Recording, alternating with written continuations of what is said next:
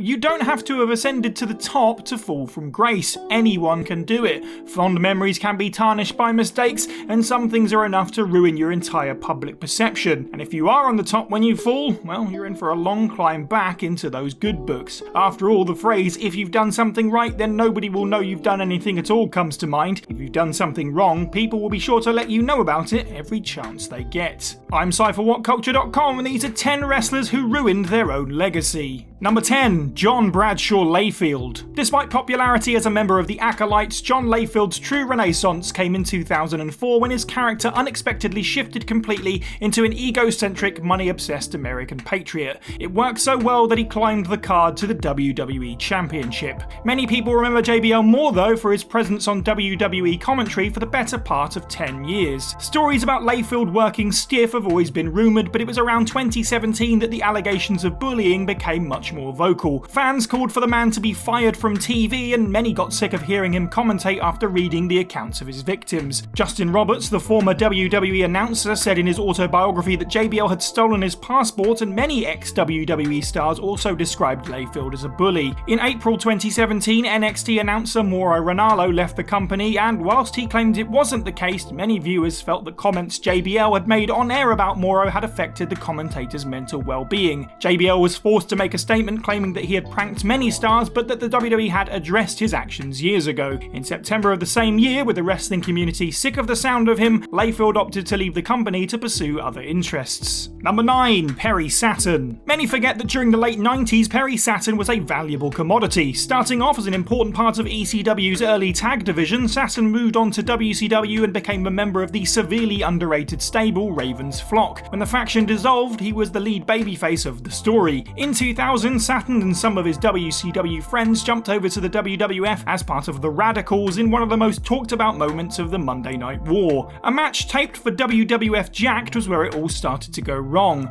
After being dropped on his head following a botched arm drag by jobber Mike Bell, Saturn flipped and legitimately started throwing punches at his opponent. The match became a fight, and Mike Bell was also dropped on his head during the ensuing scuffle. It's generally believed that Saturn's next gimmick change was punishment for these actions, and the star found himself playing a brain-damaged wrestler who fell in love with a mop. Saturn's hard work and commitment got the gimmick over, and so, as WWE do with those who organically get over, they killed off Moppy and ended the character sooner than perhaps they should have. With nothing left for him creatively, WWE booted Saturn in November 2002. If Saturn had kept his cool with Mike Bell, one has to wonder what could have been. Number 8. Abdullah the Butcher. Larry Shreve, better known as Abdullah the Butcher, made a name for himself being one of the most sadistic men in the pro wrestling industry. His extreme, no-holds-barred and obscenely bloody matches split opinion. Some were curious and some were disgusted, and this divide made Abdullah the stuff of legend. Abdullah had no issues blading himself into a bloody pulp, and more often than not did the same to his opponents,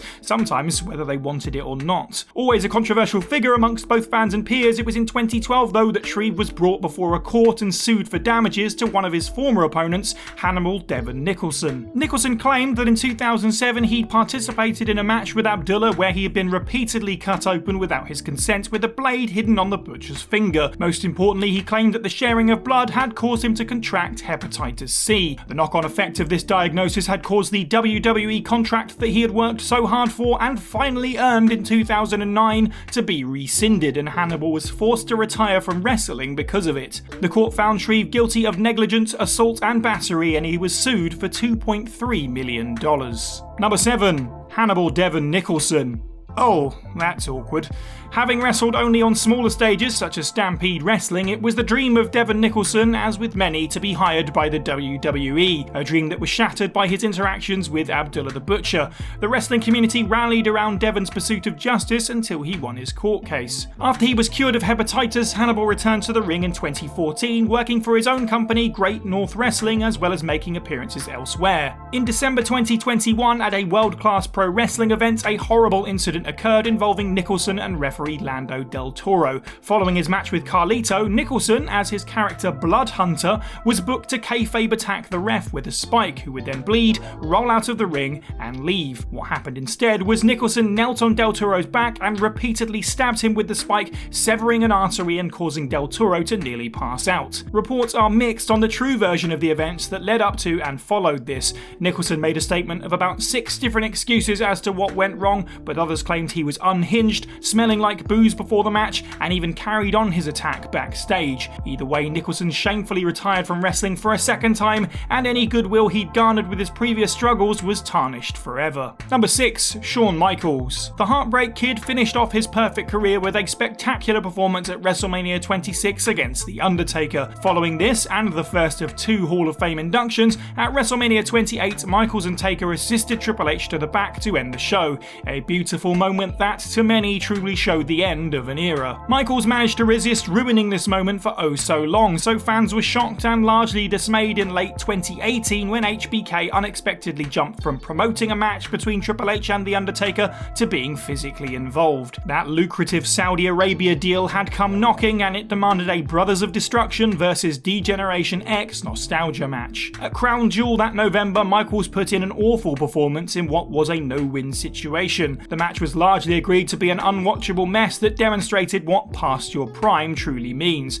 Kane's mask fell off, Triple H got injured, and Michaels looked understandably out of his depths. HBK has since said that he regrets coming out of retirement for, in his words, a glorified house show. At the time, Saudi Arabian WWE shows were largely inconsequential and considered non-canonical, but it doesn't change the fact that Michaels put the boots on, went to work, and ruined the sanctity of his previous retirement. Number 5. Enzo Amore. For a time, Enzo Amore and Big Cass were the most over thing on WWE TV. Quickly jumping from NXT to the main roster, Enzo's mic work instantly engaged the audience, and absolutely everyone in every arena was chanting along that being 7 foot tall was not something that one could teach. After breaking the tag team up, as is WWE's wont in this era, Enzo started a successful solo run that saw him get a hold of the Cruiserweight Championship. 3 months into his second reign, however, he was suddenly fired from the company.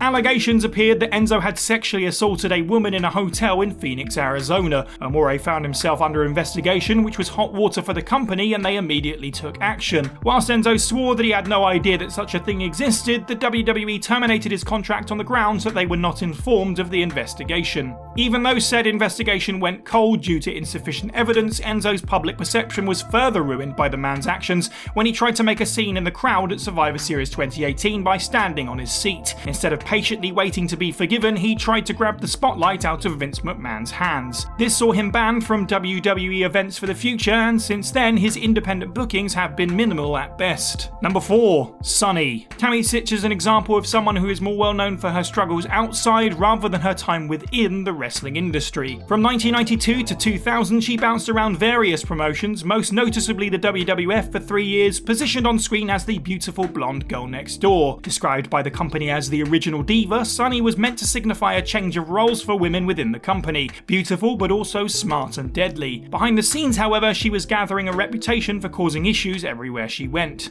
She left the WWF after no-showing events and apparently becoming addicted to painkillers, and a feud in ECW was interrupted by her being arrested for violating a restraining order.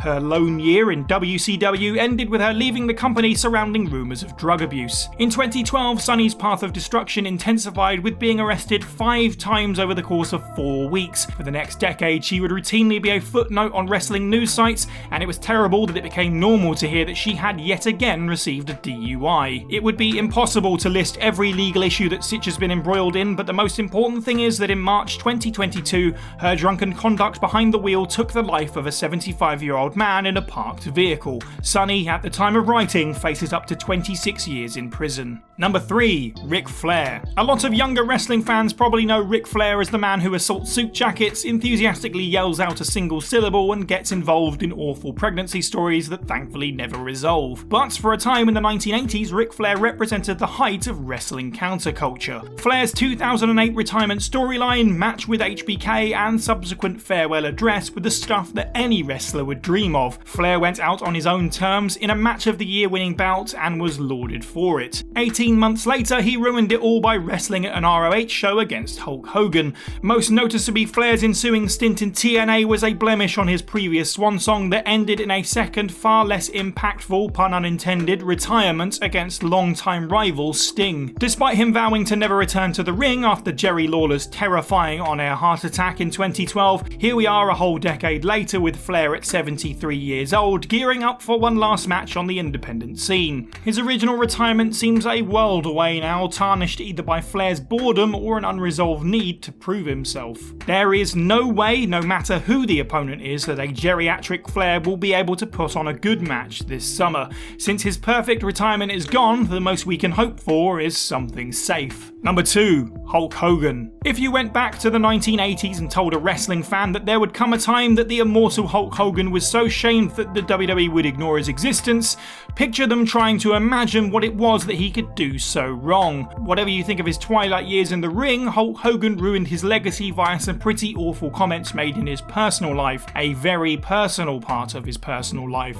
In 2015, a leaked sex tape hit the web recorded 8 years prior featuring the Hulkster, and this would be cause for alarm regardless. But Hogan's choice of bedroom conversation was bizarre and horrid, expressing his dissatisfaction that his daughter Brooke was dating a black man, and admitting that, in his words, he was racist to a point. In the fallout, WWE removed all references to him from their website. His position as judge on the upcoming series of Tough Enough was revoked, and his merchandise and the WWE 2K15 DLC for the character was taken down from sale. 3 years later, WWE began to rebuild the bridge for Hogan's return to the company and their history, and he's since hosted WrestleMania and had his second Hall of Fame induction. The damage to his legacy, however, is still felt, garnering a feeling of unease whenever he's on WWE TV. Number 1. Chris Benoit. There almost certainly isn't a worse way to ruin your own legacy than this, and I want to state now that that is not meant to be a light-hearted jab. Chris Benoit's mental health issues that led to 2 murders and his own suicide absolutely rocked the sports world, and the effects of it are still felt to this day.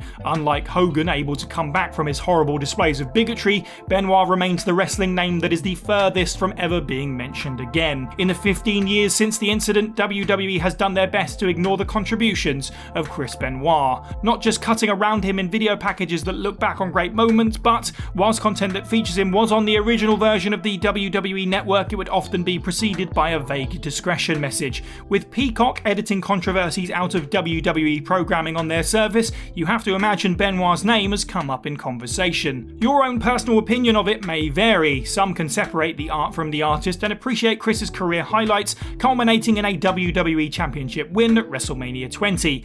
Others, however, cannot bear to look back and celebrate a man who did what he did. Whatever you personally think, the WWE will never acknowledge Chris Benoit and his ruined legacy ever again. And that's the list. Let us know what you thought of this video down in the comments below, and any other wrestlers that ruined their legacy. Sadly, there are plenty more that we couldn't fit into this list. Make sure you like this video, share it with your friends, subscribe, and hit that notification bell. I've been Si from What Culture, and have a good week.